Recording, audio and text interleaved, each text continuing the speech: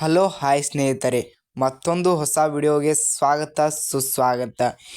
ಇವತ್ತಿನ ಮುದ್ದು ಸೊಸೆ ಧಾರಾವಾಹಿಯ ಒಂದು ಸ್ಮಾಲ್ ಅಪ್ಡೇಟ್ ನಿಮ್ಮ ಮುಂದೆ ಇಡ್ತಾ ಇದ್ದೀವಿ.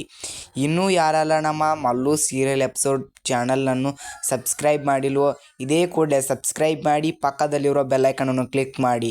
ಯಾವುದೇ ವಿಡಿಯೋಸ್ಗಳನ್ನು ಬಿಟ್ಟರೆ ನಿಮಗೆ ನೋಟಿಫಿಕೇಶನ್ ಬರುತ್ತೆ. ತಡ ಮಾಡೋದು ಬೇಡ, ವಿಡಿಯೋ ಸ್ಟಾರ್ಟ್ ಮಾಡೋಣ.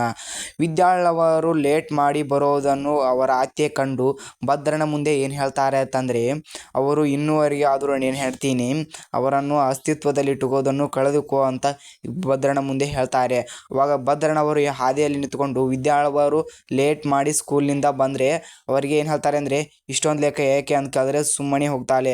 ಅವಾಗ ಭದ್ರನವರು ಒಳಗಡೆ ಹೋಗಿ ಕೈ ಜಗಿಕೊಂಡು, ನನ್ನ ಮಾತಿಗೆ ಕಿಮ್ಮತ್ತೇ ಇಲ್ಲದ ಹಾಗೆ ಆಗಿದೆ ಈ ಮನೆಯಲ್ಲಿ ಅಂತ ತುಂಬಾ ಸಿಟ್ಟಿನಿಂದ ಮಾತಾಡ್ತಾರೆ.